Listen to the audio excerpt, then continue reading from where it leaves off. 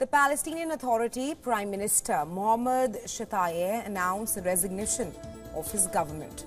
The government is the authority in the West Bank. In a statement, he announced that he has submitted the resignation to President Mahmoud Abbas, as he adds that this comes in the wake of recent escalations in the ongoing war in Gaza.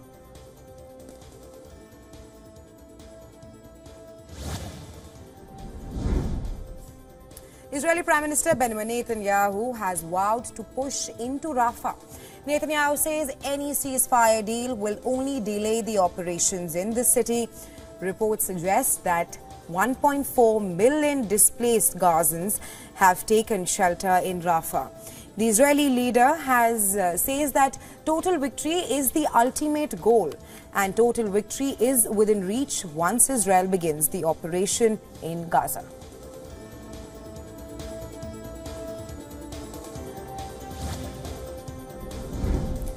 Netanyahu's comments also come at a point. Moving on, officials have confirmed latest strikes against Houthis by US and UK forces. According to a joint statement, 18 Houthi targets across 8 locations were targeted on Saturday.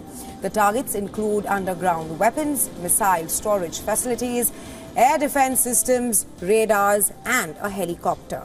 The strikes were supported by Australia, Bahrain, Canada, Denmark, the Netherlands, and New Zealand. U.S. Defense Secretary Lloyd Austin said that the strikes are meant to further disrupt the Houthi operations.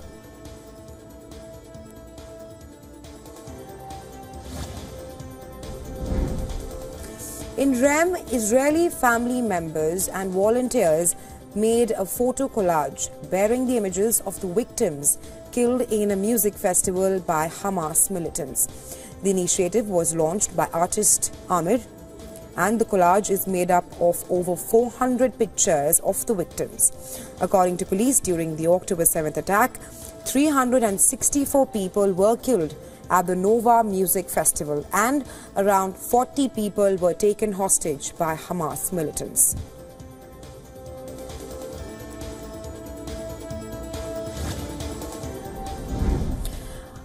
An US Air Force member is critically injured after he set himself ablaze outside the Israeli embassy in Washington, D.C. According to reports, the man started a live stream before he ignited the flames, and at one point he said he will no longer be complicit in genocide. According to the police officials, a bomb squad was also called to examine a suspicious vehicle there. In December, a person self-immolated outside the Israeli consulate in Atlanta.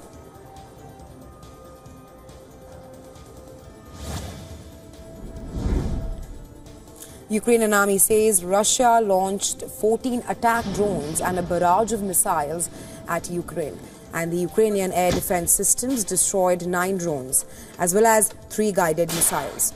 Ukrainian Air Force said that these missiles were 2 S-300 missiles and 1 air-to-surface Kh-31P missile. Ukraine said that the drones and the missiles were targeting Kharkiv and Dnipro.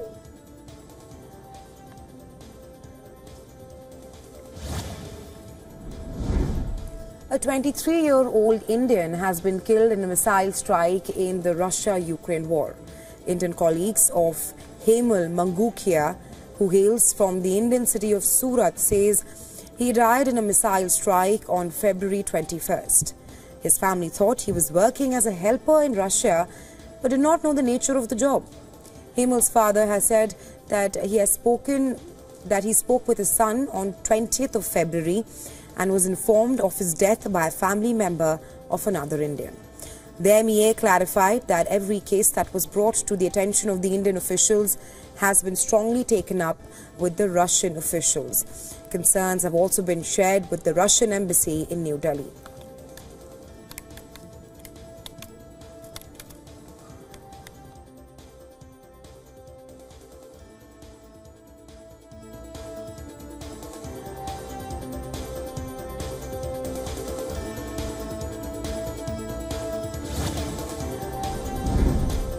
In the Ukrainian city of Kostiankiv, Dozens of buildings were damaged after heavy shelling. Ukrainian officials say that at least one person was injured after the attack.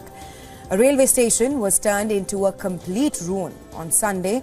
Russian strikes continued to pummel Ukraine's south and east in the Zaporizhia and Kherson provinces, while local Ukrainian officials reported that at least 2 civilians were killed.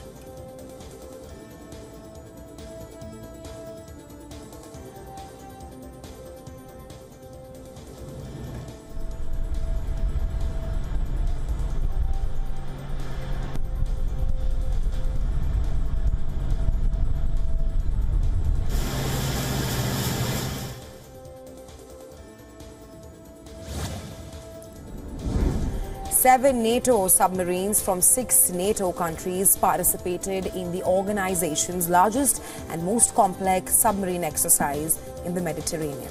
Submarines from Greece, France, Italy, Spain, Turkey and the US worked in close coordination with air and surface assets in order to train and refine capabilities in this particular type of warfare.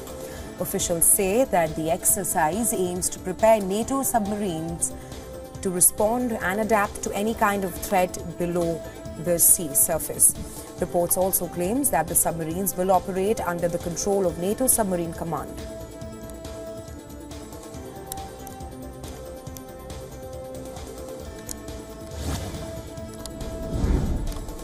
In India, farmers are continuing their protest, demanding a legal guarantee for minimum support price. Today, the farmers took out a tractor rally near the Yamuna Expressway in the state of Uttar Pradesh. Police has blocked the farmers' tractor march at the Yamuna Expressway's entry point. They were not allowed to do their rally on the expressway. This comes even as farmers have paused their march to the national capital till the 29th of February.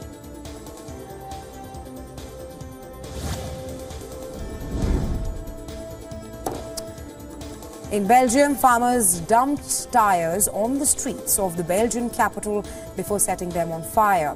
Riot police were seen facing off with the demonstrators on the street. Farmers across Europe have been stepping up their demonstrations. This includes in Poland, France, Germany, Spain and Italy. The farmers are complaining of low prices and high costs, cheap imports and the constraints from the EU's Green Deal climate change moves.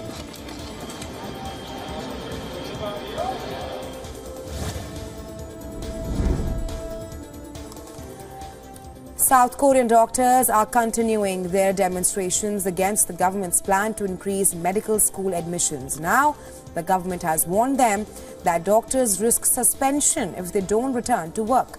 The South Korean government announced that universities will admit 2,000 more medical students from the next academic year.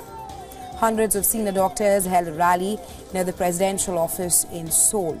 The government says it aims to add up to 10,000 doctors by 2035 in a bid to address what it calls a shortage of doctors in the country's fast-aging population. But doctors say that higher medical school admissions will lower the medical education level in the country.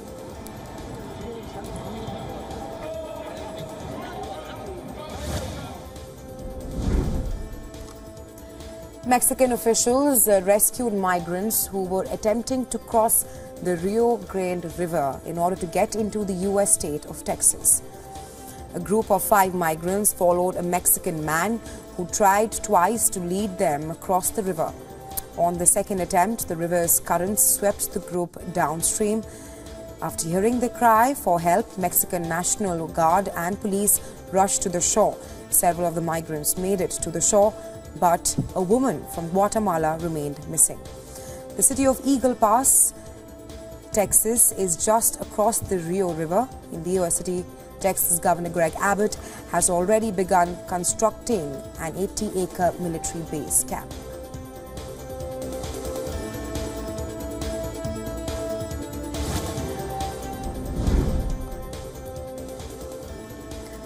Thousands of supporters of former Brazilian President Jair Bolsonaro gathered in Sao Paulo.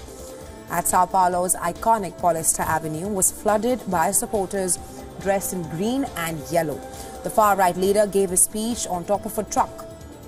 Bolsonaro called the rally after a police raid that was probing an alleged coup attempt. Bolsonaro has been accused of editing a draft decree to overturn election results, pressuring military chiefs to join a coup attempt and plotting to jail a Supreme Court justice. On January 8, 2023, supporters of Bolsonaro invaded and ransacked Brazil's presidential palace.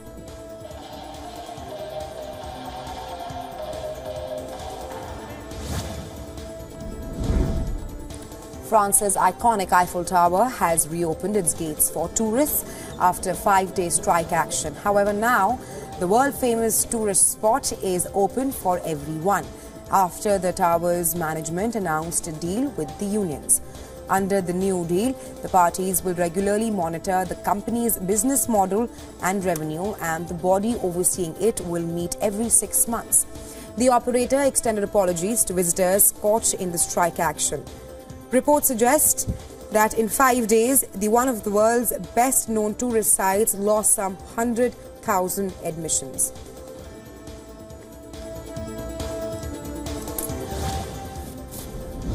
In France, thousands of people are trying to set a world record, a record for the world's largest Lego display.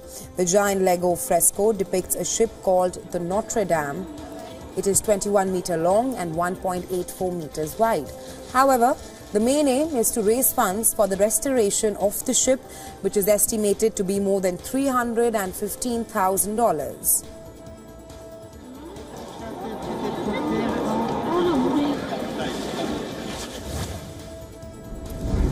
New York City's Chinatown celebrated the 26th annual Lunar New Year. Thousands of people celebrated the festival with traditional lion and dragon dances. New York Governor Kathy Hochul and United States Senator Chuck Schumer also participated in the New Year celebrations. Schumer described the Chinese community in New York as one of the greatest in the city. Many Asian communities worldwide celebrate the Lunar New Year as well.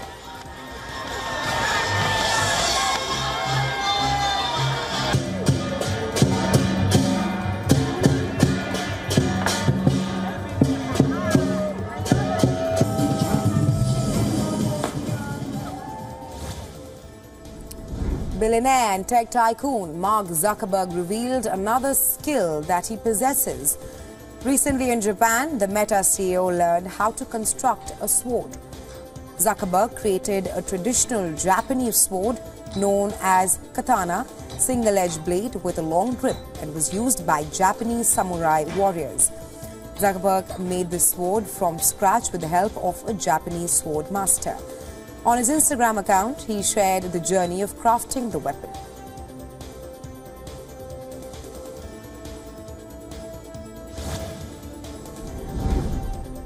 German airline Lufthansa said it was keen on moving ahead in wage negotiations for thousands of ground crew after labor union Verdi demanded the company offers a higher pay increase aimed at averting more strike action. Ground staff walked off the job at major airports in their second strike this month, which Lufthansa said had affected 100,000 passengers.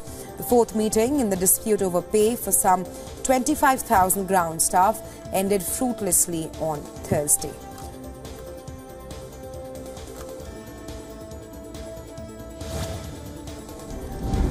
South Korea announced a reform plan for listed companies to boost shareholder returns in an effort to reduce the Korea discount on stock prices. But the eagerly awaited proposals fell short of market expectations. South Korea is using Japan's playbook to boost the value of its companies. Experts say as its neighbor's stock market surged to a record high last week thanks to years of corporate governance reforms and other steps to encourage share buybacks, lower cross-holdings and increased dividends as well.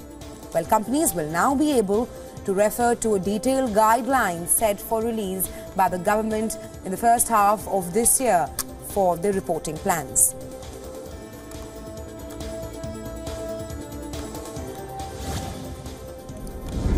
Most British exporters and manufacturers have felt an impact from disruption in the Red Sea caused by attacks on the shipping by Yemen's Iran-aligned Houthis. Well, according to a survey, the British Chambers of Commerce said that 55% of exporters reported disruption, as did 53% of manufacturers and business-to-consumer services firms, a category that includes retailers and wholesalers.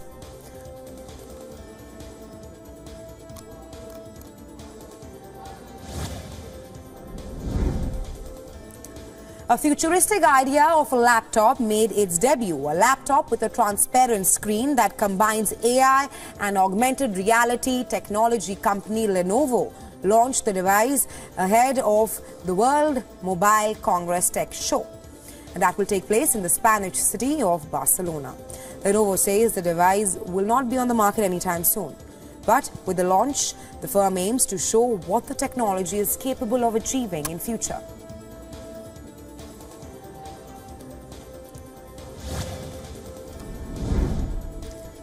Google co-founder Sergey Brin is facing a lawsuit following a fatal plane crash that claimed the lives of 2 pilots in March 2023. The legal action was filed on February 13th in a court of California that alleges a maintenance error caused the tragic incident. The complaint specifically states that a mechanic installed an extra fuel system without proper procedures, leading to the crash. Furthermore, it's alleged that Brin's team purposely obstructed the investigation process by slowing down efforts to retrieve evidence.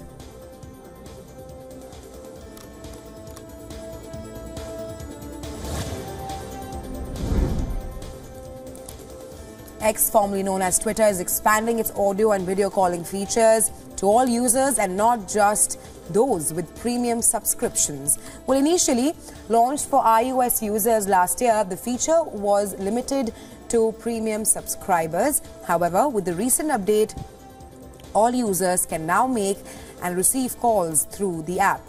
Earlier this year, Elon Musk, CEO of X, announced that the company would roll out audio-video calling to everyone once it was confident in its stability. Well, according to the official X support page, all accounts can make and receive calls, although both the parties must have previously been in contact through direct messaging. This move represents X's ongoing effort to become a comprehensive platform, as envisioned by Musk, to cater to various communication needs of its users.